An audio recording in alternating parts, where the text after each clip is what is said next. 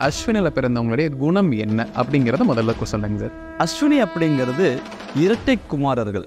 அஸ்வினி குமாரர்கள் 2 பேர். வேகம், விவேகம், இது ரெண்டுமே அவங்களுக்கு சிறப்பாக இருக்கும். ஒரு காரியத்தில் இறங்கினாங்கன்னா அந்த காரியத்தை முடிக்காமல் பின்வாங்கக்கூடாது அப்படிங்கிறதுல அவங்க உறுதியாக இருப்பாங்க. அஸ்வினி நட்சத்திரத்தில் பிறக்கிறாங்க அப்படின்னா கேது பகவானுடைய சாராம்சம் அஸ்வினி அப்படிங்கிறது. எல்லாருடைய வாழ்க்கையிலையும் ஒரு கர்மா இருக்கும். அந்த கர்மாவை அஸ்வினியில் பிறந்தவங்க கேது மகாதசையில் முதல்ல பிறப்பாங்க. பிறவி ஞானம் அவங்களுக்கு கிடைச்சிரும், பிறவி கல்வி கிடைச்சிரும். அஸ்வினி நட்சத்திரம் மேச ராசி, இவர்களுக்கு ஒரு 30 வயதுக்கு மேலே பிறக்கக்கூடிய ஒரு திசை சந்திரன் மகாதசை. இந்த மேச ராசிக்கு சந்திரன் 4ஆம் பாவகாதிபதி. சொத்துக்கள், பூமி யோகம், ஒரு நல்ல ஒரு பிரம்மாண்டமான ஒரு வளர்ச்சியை கொடுக்கக்கூடிய ஒரு சுகஸ்தானாதிபதியாக சந்திரன் மகாதிசை வரும்.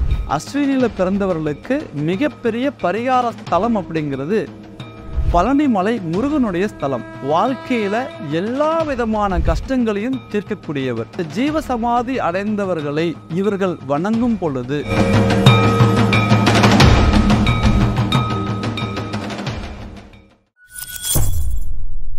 பக்தி பிளஸ் நேயர்களுக்கும் வணக்கம். இன்று நம்மோடு இணைந்தவர் பாரம்பரிய ஜோதிடர் குருமூர்த்தி அவர்கள். வணக்கம் சார்.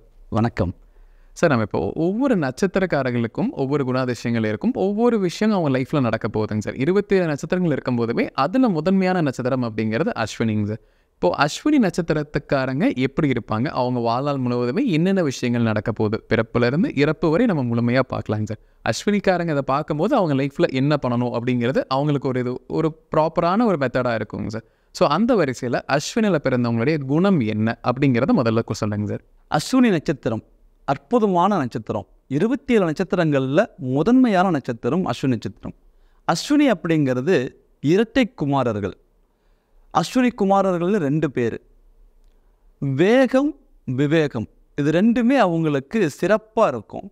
ஒரு காரியத்தில் இறங்கினாங்கன்னா அந்த காரியத்தை முடிக்காமல் பின்வாங்கக்கூடாது அப்படிங்கிறதுல அவங்க உறுதியாக இருப்பாங்க. அதே போல் விட்டு கொடுத்து வாழக்கூடியவங்க. எல்லா காரியத்திலையும் நம்ம ஜெயிச்சிடணும் அப்படிங்கிற முழு ஒரு வேகத்தை அவங்க பயன்படுத்துவாங்க. கேது ஞானகாரகன் அப்படிங்கிறதுனால தன்னுடைய புத்தியை கொண்டு ஒவ்வொரு காரியத்தையும் நம்ம சாதிக்கணும் அப்படின்னு பயன்படுவாங்க. சொல் புத்திக்கு கட்டுப்பட மாட்டாங்க. மற்றவங்க ஏதாவது ஒரு ஐடியா கொடுக்குறாங்க அப்படின்னா கூட அதை இவங்க உள்வாங்கிக்குவாங்க. ஆனால் முடிவு இவங்கள தான் இருக்கணும் அப்படின்னு நினைப்பாங்க.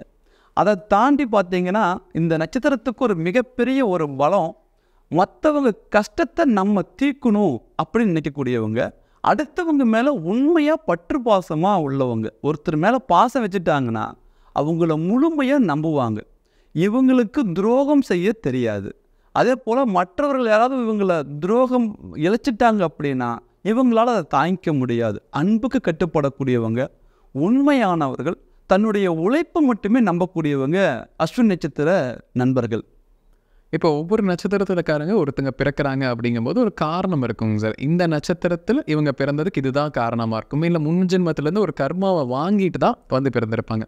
27 நட்சத்திரக்காரங்களில் எதில் வேணாலும் பிறந்திருக்கலாம். ஆனால் அஸ்வினியில் ஒரு நபர் பிறக்கிறாங்க அப்படின்னா அதுக்கான காரணம் என்னவா இருக்கும், கர்மா என்னவா இருக்கும் சார்?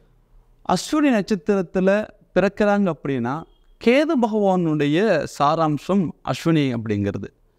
எல்லாருடைய வாழ்க்கையிலையும் ஒரு கர்மா இருக்கும். அந்த கர்மாவை முழுமையாக தீர்க்கக்கூடியவங்க இந்த அஸ்வினி நட்சத்திரத்தில் பிறந்தவங்க. ப்ளஸ் கேது பகவானுடைய சாராம்சம் இவங்களுக்கு உண்டு. இவங்களுடைய குடும்பத்தில் பாருங்கள், 4 தலைமுறை 5 தலைமுறையாக தொடர்ந்து ஒரு வளர்ச்சி இல்லை, எல்லாமே எங்களுக்கு தடங்களாகவே இருக்குது, கடன் சுமைகள் அதிகமாகவே போயிட்டுருக்கு, இல்லை இந்த வம்சாவளி விருத்திங்கிறாங்க இல்லையா, அந்த வம்சாவளி விருத்தி கிடைக்கல அப்படின்னா அந்த குடும்பத்தில் அஸ்வினி நட்சத்திரத்தில் ஒரு குழந்தை பிறக்குதுன்னா அந்த குடும்பத்துடைய ஒட்டுமொத்த கர்மாவும் இவங்க தீர்க்கவே இவங்க பிறந்திருக்கிறாங்கன்னு அர்த்தம். கேது பகவான் பல பேருடைய கர்மாவை தீர்க்கின்ற கிரகம். அப்போ இந்த அஸ்வினி நட்சத்திரத்தில் பிறந்தவங்க முன்ஜென்மத்தில் முன்னோர்கள் செய்த கர்மாவை தீர்க்க பிறந்தவர்கள் அப்படின்னு எடுத்துக்கலாம். இது அவங்களுடைய சுய ஜாதகத்தில் ஒரு உதாரணமாக கேது 5ஆம் பாவகத்தில் இருக்கிறாங்க அப்படின்னா சொத்துக்கள் மூலமாக இவங்களுக்கு கர்மா இருக்குன்னு அர்த்தம். அதே போல் கேது 6ஆம் பாவகத்தில் இருக்கிறாங்க அப்படின்னா இவங்க முன் ஜென்மத்தில் ஏதோ ஒரு இடத்துல கடன் பட்டு அந்த கடனை அடைக்காமல் இவங்க இந்த கர்மா வாங்கியிருக்கிறாங்க அப்படின்னு அர்த்தம். அதே போல் கேது 10ஆம் பாவகத்தில் இருக்கிறாங்க அப்படின்னா முன் ஜென்மத்தில் இவங்க செய்த தொழில் மூலமாக இவங்களுக்கு கர்மா வந்திருக்குன்னு அர்த்தம். அப்போ அவங்களுடைய சுய ஜாதகத்தில் கேது பகவான் எந்த இடத்துல இருக்காரோ அந்த ஸ்தானத்தை பார்க்கும் பொழுது இவங்க வாங்கி வந்த கர்மா என்ன அப்படிங்கிறது இவங்க எளிமையாக தெரிஞ்சுக்கலாம். அதே போல் இவங்க ஒரு கர்மாவை தீர்க்க பிறந்திருக்கிறாங்க. அப்போ இவங்க வாழ்க்கையில் என்ன கர்மா அப்படிங்கிறது இவங்க தெரிஞ்சு அதை தீர்த்துட்டால் மிக அற்புதமான வளர்ச்சிக்கு இவங்க வந்துடுவாங்க. நம்ம முதல்ல சொன்ன மாதிரி அஸ்வினில் பிறந்தவங்களுடைய வாழ்நாள் ராசி பலனாக தான் இது இருக்க போகுதுங்க சார். அவங்க பிறவியிலிருந்து கடைசி வரை அவங்க என்னெல்லாம் பார்க்க போகிறாங்கிறத தான் நம்ம இதில் பேச போகிறோம். அந்த வரிசையில் அஸ்வினியில் 27 நட்சத்திரங்களையும் கடந்து அஸ்வினில் ஒரு குழந்தை பிறக்கிறப்போ அவங்க பிறவி அப்படிங்கிறது எப்படி இருக்கும், ஒரு குழந்தை எந்த இடத்துல பிறக்கும் சார், எந்த அமைப்போட பிறக்கும் சார்? அஸ்வினில் பிறந்தவங்க கேது மகாதசையில் முதல்ல பிறப்பாங்க.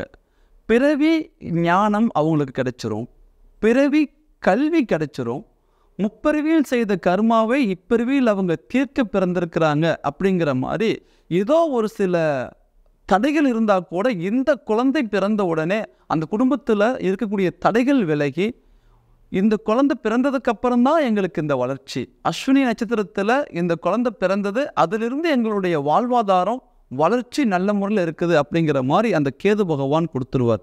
இவங்களுக்கு இந்த கேது பொறுத்தவரையும் பிறந்த ஜனனகால திசாவாக வரதுனால 3, 6, 10, 11 இந்த கேது பகவான் ஜாதகத்தில் அமர்ந்துட்டால் மிகப்பெரிய வளர்ச்சியை அந்த முதல் திசை அவங்களுக்கு கொடுத்துரும்.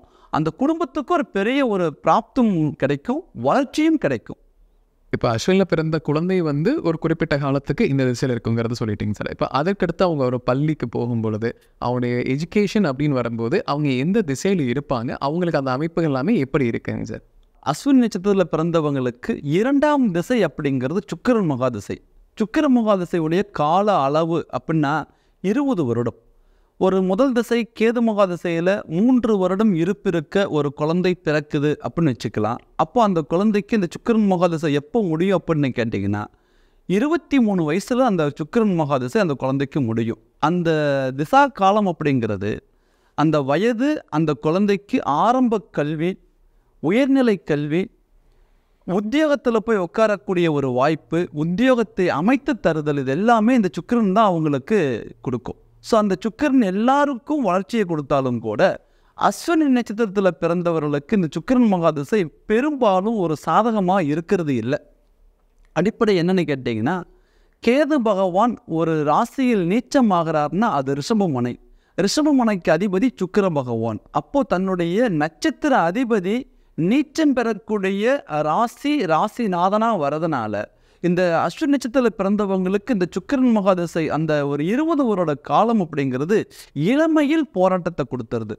ஒரு குறிப்பாக அந்த நேரத்தில் அடிப்படை கல்வியில் அவங்க இருப்பாங்க. 10th, 11th, 12th இந்த குழந்தைகள்லாம் ரொம்பவும் போராடி அந்த ஒரு படிப்பை முடிக்கக்கூடிய சூழ்நிலை கிடைக்கிது. ஒரு சில குழந்தைகளுக்கு கல்வியை தடை கூட பட்டுருது.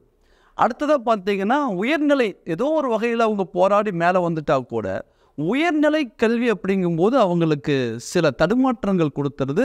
அந்த ஒரு காலகட்டத்தில் சுக்கிரனுடைய திசாங்கிறதுனால அவங்களுக்கு ஏதாவது இந்த காதல் வசப்படுறது, இல்லை மற்றவங்க மேலே ஒரு அன்பை வச்சு அந்த அன்பு தனக்கு கிடைக்கல அப்படின்ட்டு இவங்க ஒரு வெக்ஸ் செய்கிறது.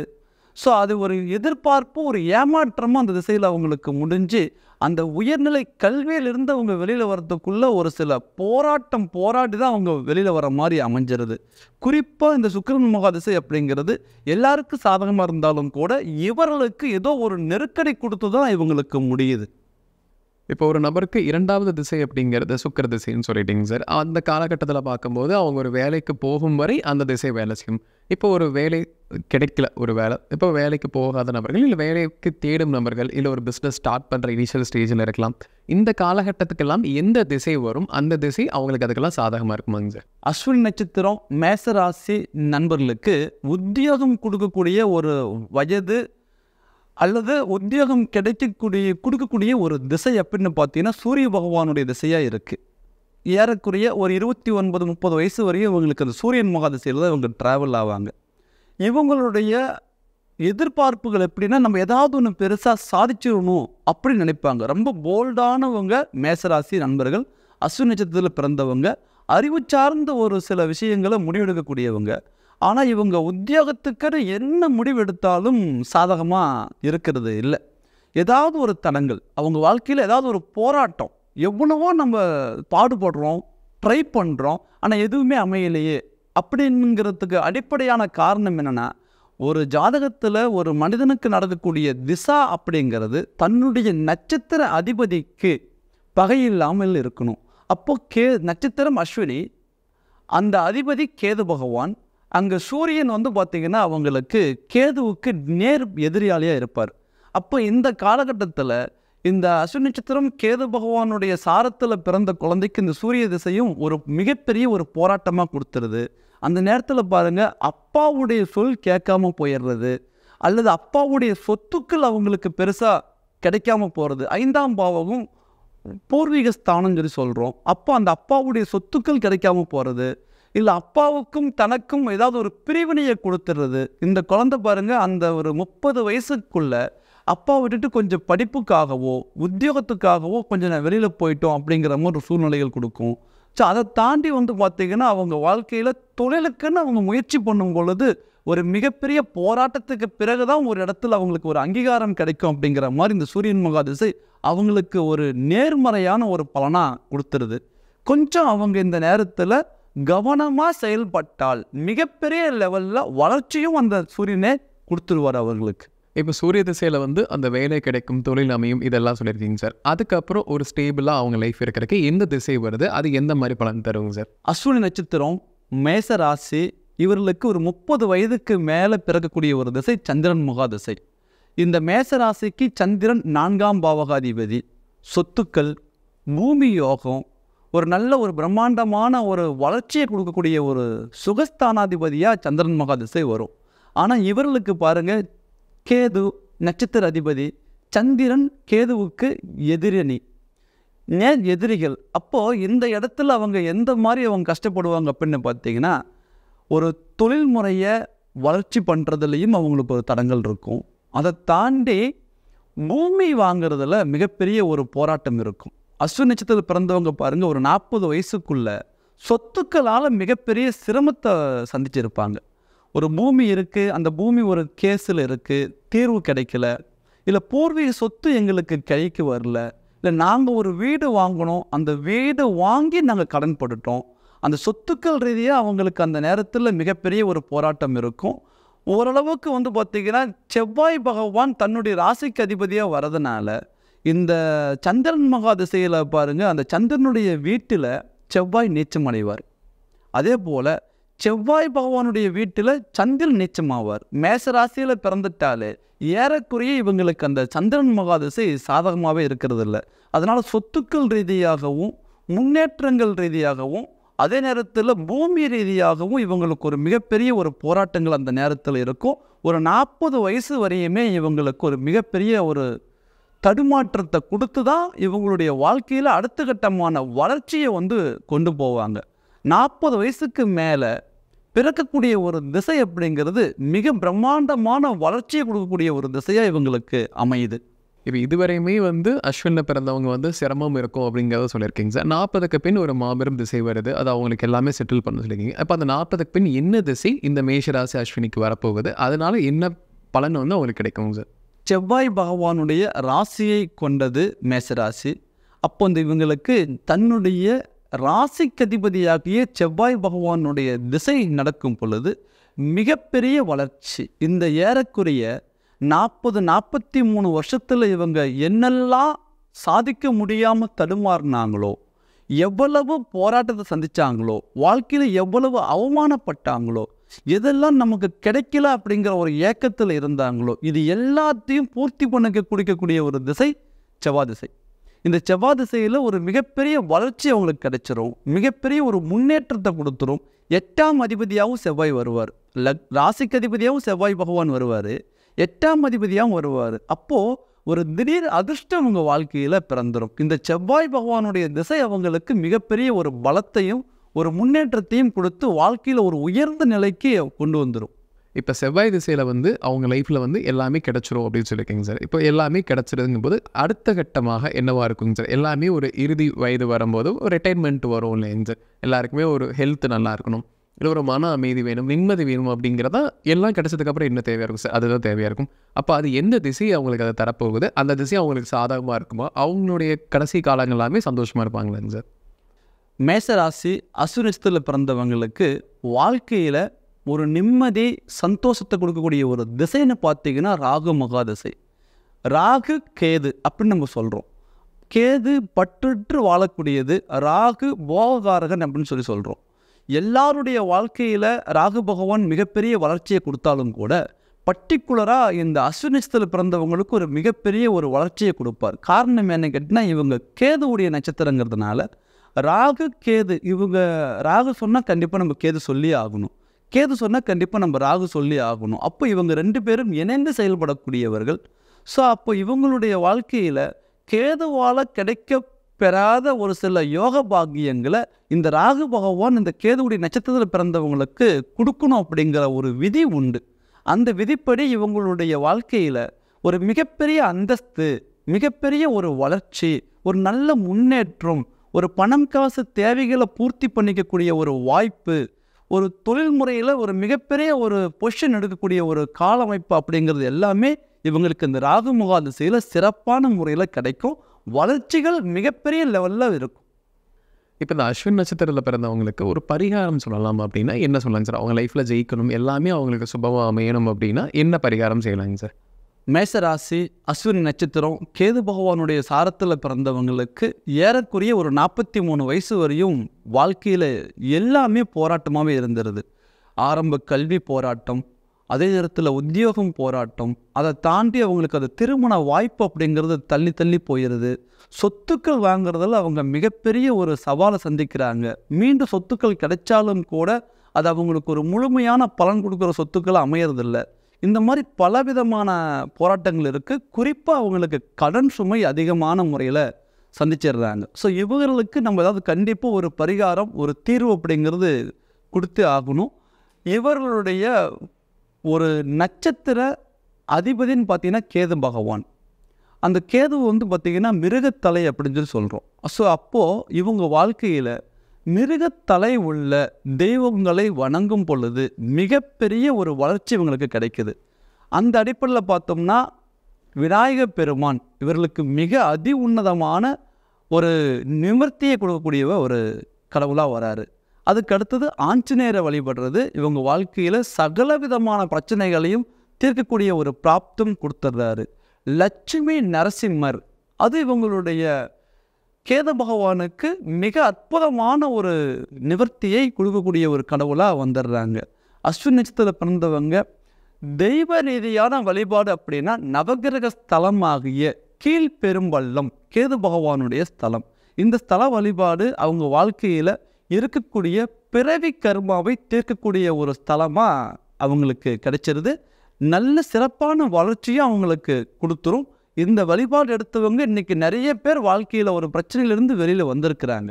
இப்போ நம்ம இந்த அஸ்வினத்தில் பிறந்தவங்களுக்கு ஒரு கோயில் வழிபாடு சொல்லணும் அப்படின்னா எந்த கோயில் சொல்லலாங்க சார்? அஸ்வினியில் பிறந்தவர்களுக்கு மிகப்பெரிய பரிகார ஸ்தலம் அப்படிங்கிறது பழனிமலை முருகனுடைய ஸ்தலம். அஸ்வினி மேசராசி, மேசத்திற்கு அதிபதி செவ்வாய் பகவான். செவ்வாயினாவே முருகப்பெருமான். வாழ்க்கையில் எல்லா விதமான கஷ்டங்களையும் தீர்க்கக்கூடியவர். வந்த வினையும் இனி வருகின்ற வல்வினையும் கந்தன் என்றபோது கலங்குமே செந்தில் நகர் வேலவா என்று அப்படின்னு நம்ம சொல்லுவோம். அப்போது அந்த முருகப்பெருமானுடைய தரிசனம் இவங்களுக்கு ரொம்ப சிறப்பு. அதையும் தாண்டி கேதுன்னா இருள் கிரகம், கேதுன்னா ஞானிகள், கேதுன்னா சித்தர்கள், கேதுன்னா ஜீவசமாதி அடைந்தவர்கள். ஸோ இந்த ஜீவசமாதி அடைந்தவர்களை இவர்கள் வணங்கும் பொழுது மிகப்பெரிய ஒரு பலம் கிடைக்கும். வாழ்க்கையில் ஒரு நல்ல ஒரு முன்னேற்றமும் கிடைச்சிருது. ஸோ அப்படி பார்த்தீங்கன்னா அஸ்வினி நட்சத்திரத்தில் பிறந்தவங்க செவ்வாய் பகவானுடைய ஆதிக்கம், கேது பகவானுடைய நட்சத்திரம் ப்ளஸ் முருகப்பெருமானுடைய அனுகிரகம் பெற்றவங்க அந்த முருகப்பெருமானுடைய அடிவாரத்தில், அவருடைய மலை அடிவாரத்தில் உள்ள சித்தருடைய வழிபாடு எடுத்துக்கிறது ரொம்ப சிறப்பு. ஸோ குறிப்பாக சொல்லணும் அப்படின்னா நம்ம தமிழ்நாட்டில் ஒரு அற்புதமான ஒரு ஸ்தலம் இவங்களுக்கு பரிகார ஸ்தலம் அப்படின்னா கணக்கம்பட்டி சித்தர், பழனிமலை அடிவாரத்தில் உள்ள கணக்கம்பட்டி சித்தர், இவருடைய ஆலயத்தில் முழு பௌர்ணமி நாள் ஒரு நாள் இரவு அவங்க அங்கே தங்கணும். அந்த மாதிரி தங்கி அவங்க அந்த சித்தருடைய வழிபாடு எடுத்துட்டு அந்த முழு பௌர்ணமி நிலவுடைய ஒளி இவங்க மேலே படுற மாதிரி அவங்க ஒரு மணி நேரம் அல்லது 2 மணி நேரம் ஒரு இரவு முழுதுமே கூட அந்த இடத்துல படுத்து உறங்குறவங்க இருக்கிறாங்க. அந்த மாதிரி அவங்க அந்த இடத்துல தங்கி அந்த பௌர்ணமி நிலவொளி அவங்க மேலே பட்டுச்சு அப்படின்னா 100% அவங்க வாழ்க்கையில் சொத்துக்கள் ரீதியாக இருக்கக்கூடிய பிரச்சனை, வாழ்க்கை ரீதியாக இருக்கக்கூடிய பிரச்சனைகள், திருமண தடைகள், உத்தியோக தடைகள், பதவி உயர்வு தடை, நிறைய ஒரு சிக்கல்களில் இருந்து அழகாக அவங்க வெளியில் வரத்துக்கான வாய்ப்பாக அது கிடைக்கும். அந்த சித்தருடைய வழிபாடு இவங்களுக்கு ரொம்ப விசேஷமாக இருக்கும். இதுவரை நம்ம அஸ்வினி நட்சத்திரத்தில் பிறந்தவங்களுடைய வாழ்நாள் எப்படி இருக்குங்கிறத பார்த்தாங்க சார். கண்டிப்பாக நம்ம நேர்களுக்கு ஒரு பயனுள்ள கருத்துக்கலாம் இருந்திருக்கும். மீண்டும் ஒரு பல் சந்திக்கலாம். ரொம்ப நன்றிங்க சார். வணக்கம்.